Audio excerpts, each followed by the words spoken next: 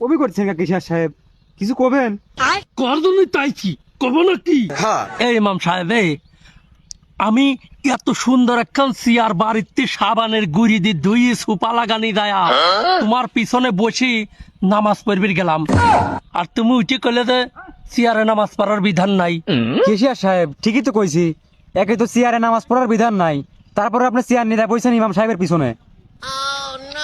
এই ইমাম সাহেব, আপনার কাছে সিহা লাগবে বিধান আছে কি নাই?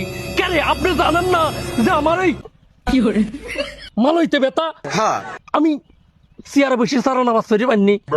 কেশিয়ার সাহেব, আপনার হাঁটুতে ব্যথা বুঝলাম, কাজ কাম সবকিছুই করতেছেন, অথচ নামাজ পড়তে গেলে পরেই আপনাদের চেয়ার লাগে। গিয়েছেন আল্লাহ তাআলার সিজদা দিবির, তার সামনে চেয়ার নিয়ে বসে আছেন। আপনার হাঁটুতে ব্যথা, আপনি চেয়ারে বসে নামাজ পড়বেন কেন? আপনি ফ্লোরে বসে নামাজ পড়বেন। আর যদি তাও না পারেন তাহলে মসজিদে আসার দরকার নাই, বাড়িতেই নামাজ পড়ে নেবেন। কিন্তু এসব লোক দেখানো নামাজ পড়ার দরকার নাই। গজব বেইজ্জতি। কাতারের মাঝখানে যে চেয়ার ফেলে নামাজ পড়তেছেন, এতে তো আপনার নামাজ হতেইছে না, আরো মানুষের নামাজ নষ্ট করতেছেন। এসব বন্ডামি বাদ দিয়ে সঠিক নিয়মে নামাজ পড়াছেন। যান বাড়ি যান। 37 ষাট ইমাম আমার মতো কেশিয়ারের জ্ঞান দেয়।